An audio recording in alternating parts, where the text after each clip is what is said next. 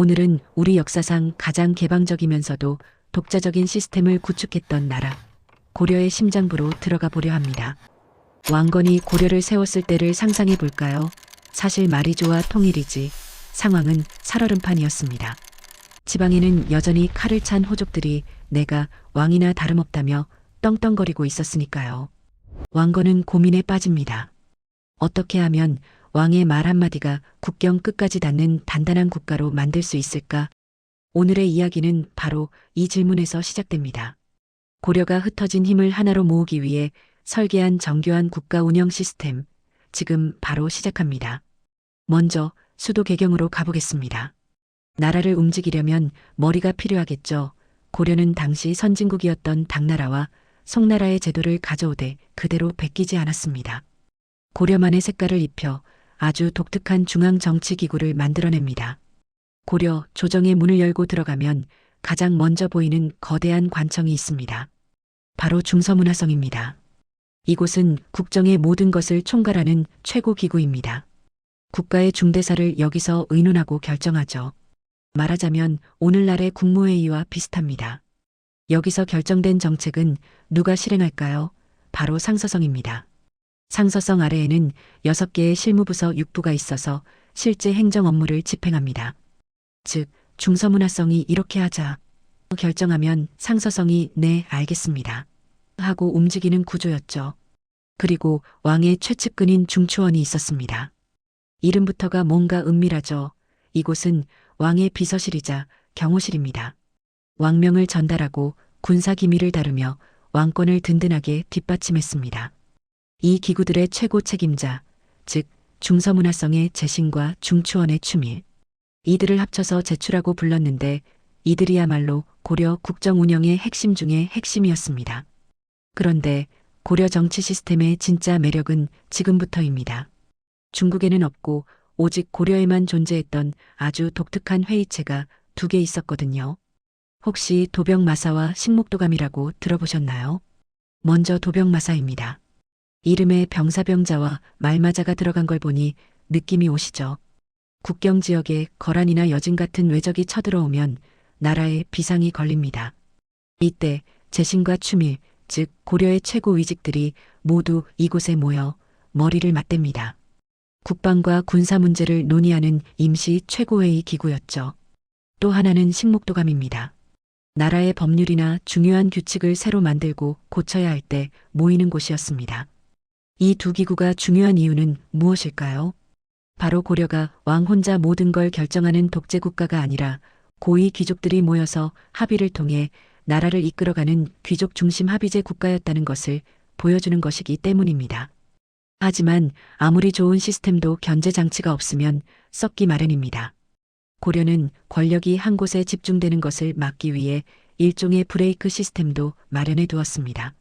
중서문화성 안에는 왕이라도 잘못된 결정을 내리면 목숨 걸고 간언하는 낭사라는 관리들이 있었습니다. 또 관리들이 뇌물을 받거나 부정을 저지르지 않는지 감시하는 어사대라는 기구도 있었어요. 이들이 있었기에 고려의 중앙 정치는 균형을 잃지 않을 수 있었습니다. 자, 이제 시선을 중앙에서 지방으로 돌려보겠습니다. 건국 초기 지방은 사실상 호족들의 자치구역이나 다름없었습니다. 왕의 명령이 지방 구석구석까지 닿지 않았죠. 이 문제를 해결하기 위해 성종은 전국을 12개의 목으로 나누고 처음으로 중앙에서 지방관을 파견하기 시작합니다.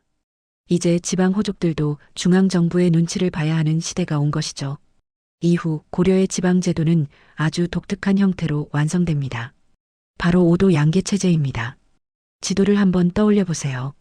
고려는 땅의 성격에 따라 통치 방식을 완전히 다르게 적용했습니다. 경상도, 전라도, 충청도처럼 농사짓고 사람들이 많이 사는 일반적인 지역은 5도라고 불렀습니다. 이곳에는 안찰사를 파견해서 행정을 살피게 했죠. 반면 북쪽 국경지대는 상황이 달랐습니다. 언제 거란이나 여진족이 말을 타고 쳐들어올지 모르는 긴장감 넘치는 곳이었죠.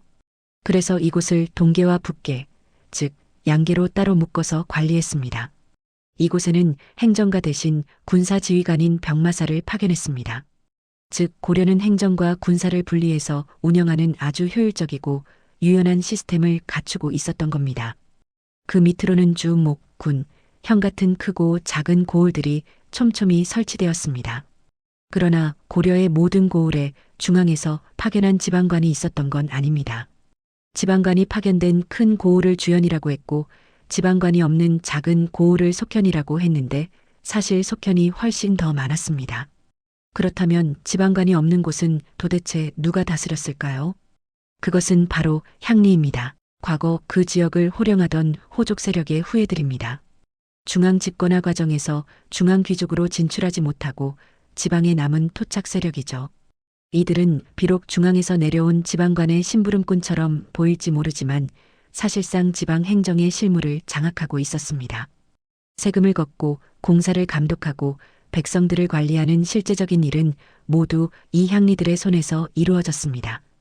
겉으로는 중앙에서 파견된 수령이 다스리는 것 같지만 실제로는 그 지역 사정을 누구보다 잘 아는 토착 세력인 향리가 실질적인 운영을 맡았던 것이죠. 이것이 바로 고려 지방 통치의 독특한 이중 구조였습니다. 자, 이제 마지막 퍼즐이 남았습니다. 이렇게 거대하고 정교한 시스템을 만들었는데 과연 이 시스템을 누가 움직일 것인가 하는 문제입니다. 고려는 힘센 장군이 아니라 붓을 든 지식인, 즉 문신을 우대하는 사회였습니다. 이를 위해 도입된 혁명적인 제도가 바로 과거제입니다.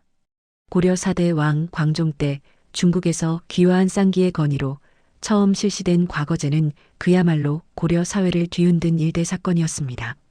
그전까지는 누구 집안 아들이냐가 중요했지만 이제는 얼마나 공부를 많이 했느냐, 얼마나 똑똑하냐가 관직에 나가는 기준이 된 겁니다. 고려는 이를 위해 수도 개경에는 국립대학인 국자감을 세우고 지방에는 향교를 세워 유학을 가르쳤습니다.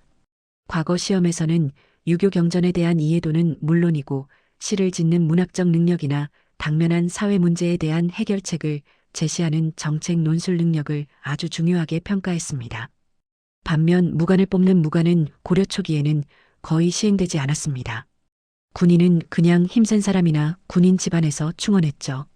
고려 말에 왜구와 홍건적이 쳐들어오면서 나라가 위태로워지자 그제야 무가가 제한적으로 실시되었습니다. 고려가 얼마나 문치주의를 지향했는지 알 수 있는 대목입니다.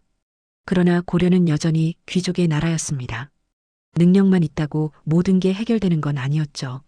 과거제도 옆에는 음서라는 아주 강력한 뒷문이 존재했습니다. 5품 이상의 고위관리의 자식이라면 시험을 보지 않고도 관직에 나갈 수 있는 엄청난 특혜였습니다. 말 그대로 금수저들을 위한 제도였죠. 그러나 음서로 관직에 나갔더라도 고위직으로 승진해서 진짜 권력을 잡으려면 결국 과거급제라는 간판이 필요했습니다. 즉 고려는 귀족적인 특권과 관료적인 능력이 공존했던 아주 복합적인 사회였던 겁니다.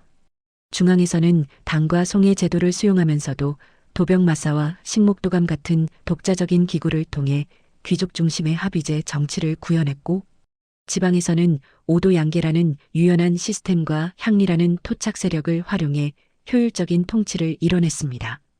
그리고 과거제를 통해 유학적 소양을 갖춘 엘리트 관료들을 끊임없이 길러냈죠. 건국 초기의 혼란을 딛고 호종연합체에서 강력한 중앙집권 국가로 나아간 고려. 이 치밀하고도 독창적인 시스템 구축 과정이야말로 숱한 외침과 내부의 시련 속에서도 500년 가까이 찬란한 역사를 이어갈 수 있었던 고려의 저력이 아니었을까요? 오늘 우리가 살펴본 고려의 설계도는 단순한 옛날 이야기가 아닙니다. 혼란 속에서 질서를 만들고 다양한 세력 간의 균형을 맞추며 능력 있는 인재를 등용하려 했던 그들의 노력은 오늘날 우리에게도 시사하는 바가 크다고 생각합니다. 다음 시간에는 이 견고해 보이는 시스템 속에서 또 어떤 드라마틱한 사건들이 벌어지는지 더 깊이 있는 역사 이야기로 찾아오겠습니다. 역사 스토리텔러 철수였습니다. 구독, 좋아요는 저에게 큰 힘이 됩니다.